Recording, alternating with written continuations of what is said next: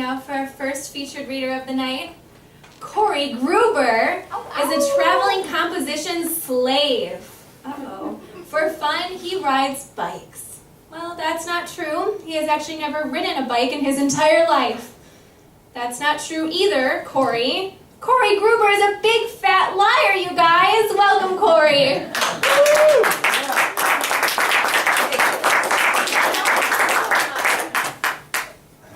Actually have a bio. That's what's happening there. I have 14 pages to read to you, so if anyone wants to fill up your wine, just joking, I'm not going to read 14 pages. I'm going to read like 12.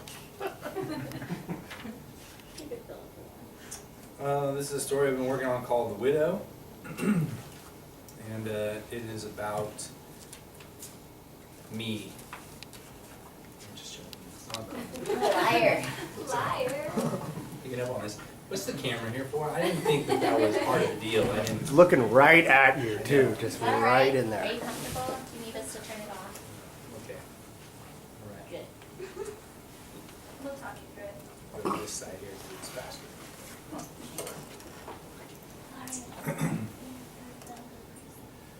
TJ and Dave Gibraltar had few things in common. They were both sons of a storied local police officer and former Marine who had been tusked by a wild boar on a hunting trip in Florida and died. This happened just before TJ was old enough to vote and Dave to drive. To each of the brothers, Mr. Gibraltar had left half of his savings and a good chunk of a life insurance payout. Each brother married and had children and held well-attended weddings where their fathers and family gave toasts about how proud Mr. Gibraltar would be to have lived to see what respectable young men they had both become. Because that much was true. TJ and Dave both earned a respectable living. They both had accomplished what most parents hope for in their children. And while they each had their moments of shame and disgrace, they could both say with a straight face that they were good people. But that was it. With athletics and scholastics, TJ had stood out. He started at linebacker for the nearby state college, the year they went on to the Division II National Championship game and were blown out by Riverside.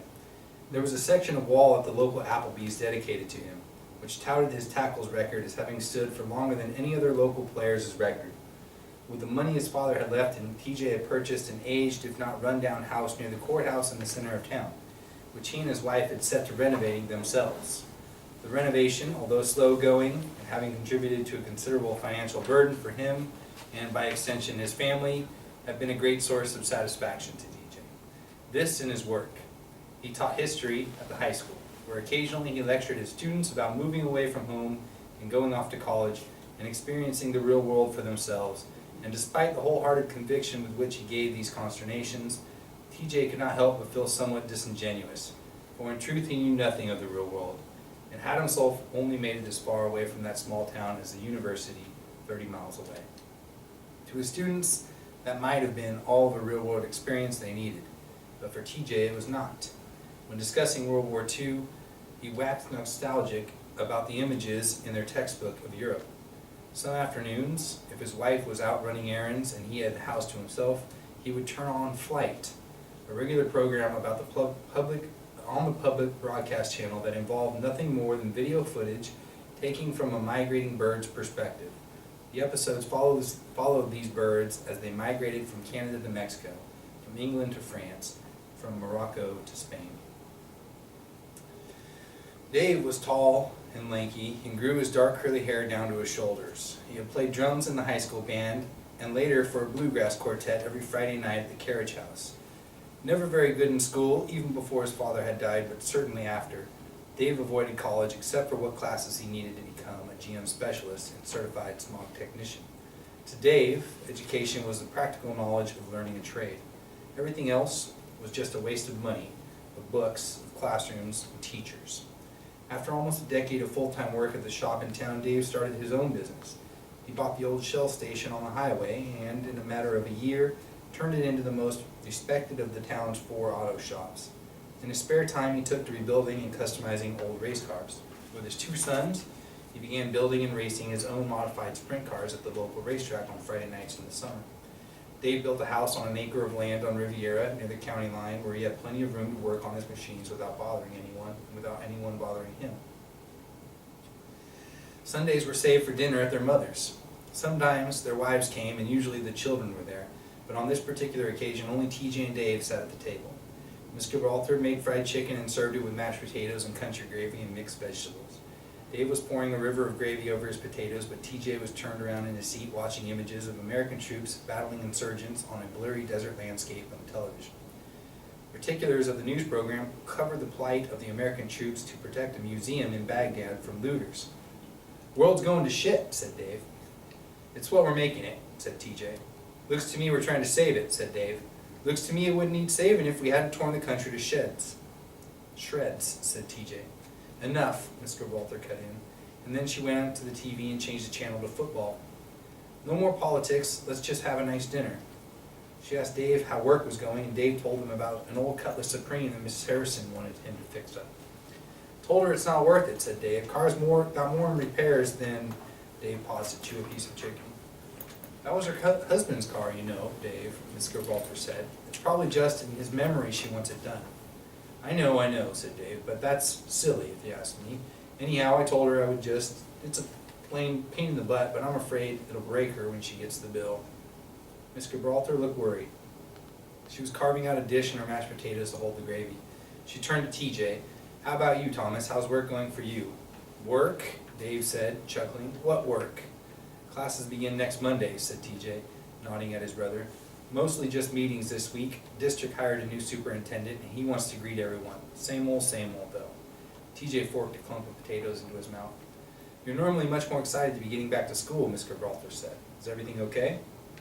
Outside the front window, far off over a distant row of trees, TJ watched a flock of geese flutter across the sky.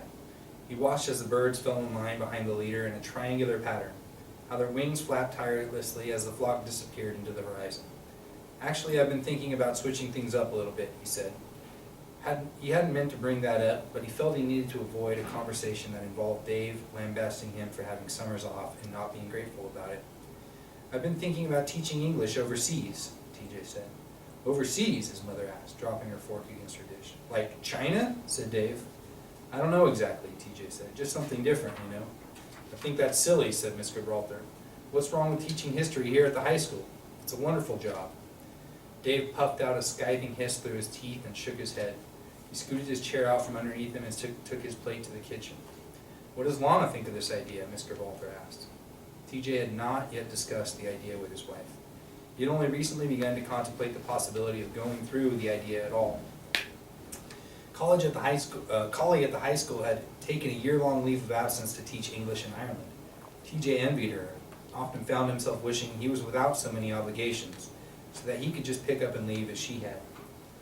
"She's okay with it," said TJ. He turned again to face the television. The New York Giants were playing the Dallas Cowboys.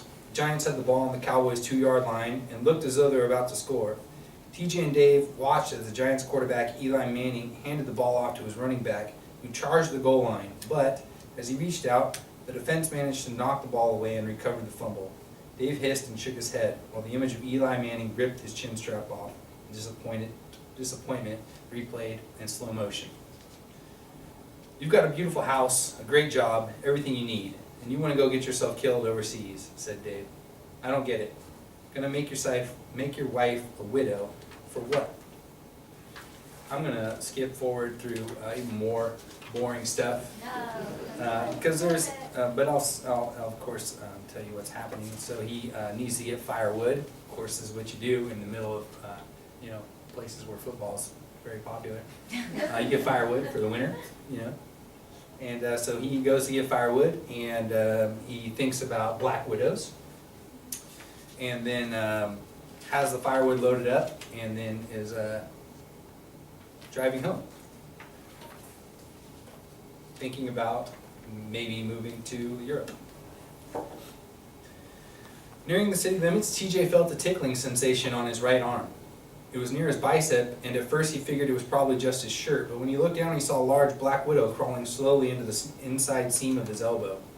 He shot his arm out at the window, but the spider clung to him. He felt it bite him, and with his other hand he swiped the spider off his arm. He watched it fly across the cab and land in the passenger side footwell. He grabbed a glove and tried to lean over and smash the spider, but it was out of reach. He swung again and again, but could not get the little black ball with its curled legs. And then TJ heard the sound of the tires over gravel. He had not been paying attention and was surprised to see his truck veering off the road towards the rail crossing. He gripped the wheel and braked and tried to turn back. The truck fishtailed with the weight of the wood. He heard the thump of heavy rounds spilling from his bed and glanced in the rear view. The car behind him had made an emergency stop. TJ hoped there had not been any damage to the car. In a split second, he had crossed back through his lane and into oncoming traffic, headed directly for a semi. He tried to swerve back, but the turn was so tight his passenger side wheels lifted off the asphalt, and he was forced to let the wheel go to get them back. The truck tires squelched, and in another moment he was sideways, staring at the approaching semi through his passenger window. And then he was upside down, and the sound of a truck horn bled into the sound of glass shattering, and the heavy thudding of wood thundering around him like stones, the sound of wood punching metal. The last thing he remembered seeing was the weedy banks of an irrigation ditch coming towards him. TJ woke in the recovery room. Lana was there, and Dave, and his mother, and Dave's wife, Camelia. He could hear them arguing about something. He looked at his mother and tried to smile, but he couldn't. His mother rose from her chair and put her hands on his forehead. His wife saw that he was awake, and she pressed herself against his bed and slid her hand into his. An IV tube stuck out of his left arm. His right hand was a club, a ball of cloth and gauze wrapped around some kind of bracing. He looked at his right arm, at the spot where he had been bitten by the black widow. It was a nickel-sized blotch of a mixture of yellow and brown and purple. He tried to speak to them, but his jaw wouldn't move. "Oh, honey, don't," his mother said. "Your mouth's been wired shut, sweetheart," said Lana. "You were in a car accident, honey," said his mother. "You wrecked the truck, babe." TJ looked at Dave, standing at the foot of his bed. Dave rapped gently on TJ's leg. A solid deep blue cast elevated in his sling. "Feel that?" Dave grinned. Camelia brushed Dave's hand away. "Are you okay?" Camelia asked him, leaning inwards. TJ nodded once, and then he attempted to shake his head, but a stabbing sensation shot up his back. He winced. A nurse shed the curtain surrounding the recovery area to the side. He came and stood next to TJ's mother and leaned over the bed. TJ stared at the dark, wiry legs of the nurse's loosely trimmed beard hanging over him. "I know you're in a lot of pain," said the nurse. "You're going to be fine. Lucky for you, that ditch was filled with water. It's important you relax now." And then the nurse stuck a thermometer in TJ's ear. TJ studied the faces of his family. They looked at him adoringly and at the nurse. TJ felt two pairs of small, soft hands gripping his left. Their warmth made his hands feel cold and tingly. He noticed splotches of black mascara smeared beneath Lana's eyes, and the makeup on her cheeks appeared cakey and old. A pain shot through his right arm. He winced again. He tried to open his fist, but it was held shut by the gauze club. The pain shot through him again, through his whole body. He felt it piercing in his chest. Again, TJ tried to say something, but the noise he made was unintelligible. The nurse shushed him. "Excuse me." "Don't worry, brother," said Dave. "I know you secretly loved that truck. It's why we had him get you a blue cast." A wellspring of anxiety rose up in TJ. Again he tried to speak, but his effort was stunted by the apparatus fastened to his teeth. The more he tried to pull open his lips to form words, the more it pained him. His heart beat faster, irregular. First it was premature, then late. The nurse tried to ease TJ by patting him on the arm. He explained that it was of the utmost importance for TJ to rest and be calm. He said he would return in just a sec with a notepad for TJ to write on if he needed to communicate. But until then, he should be quiet and try not to speak. The nurse looked at TJ. He smiled a half smile and placed a hand on TJ's shoulder. "Okay, TJ," he said, and then he nodded at TJ's family and turned again and addressed another nurse who had been waiting with a clipboard to whisper something. He looked carefully at the clipboard, and the two of them hurried away. "Bye, biz, bit by, big biddo," TJ irked out through his teeth. I probably should have done that with my teeth closed. "Don't talk, honey," said his mother and Lana. "Take it easy," said Dave, patting TJ's good leg. TJ kicked his good leg against the rail at the base of his bed. His bed shook, and Lana and his mother stood back, startled. The sling holding his other leg wobbled and was about to topple when Dave grabbed it. He held TJ's good leg to the bed. Dave's face tightened. He glared at his brother. "Easy," said Dave. "Take it easy." TJ began to sob from the pain, but again he tried forcing the words through his teeth. "Bye, buzz." With each irregular heartbeat, a throbbing soreness ripped through his flesh. "Bitch, baya." His cheeks began to cramp and he tasted iron. Rock Brito, TJ said. What? Dave asked. TJ clamored for breaths, which grew shorter and tighter. Widow, said Lana. I think he said widow. Make me a widow, he said. I think he said window, said Dave. You want me to close the window, Camellia asked. Window, Lana asked. She clutched TJ's hand and asked again. Widow? Widow? Tears began to fall down TJ's cheeks. His nose ran and rapid orbs of slobber bubbled at the corner of his mouth where 2 metal braces jutted out to pin back his cheeks. He could feel the spider's venom clouding out his sight. His wife and mother tried patting on his chest, but this did little to calm him.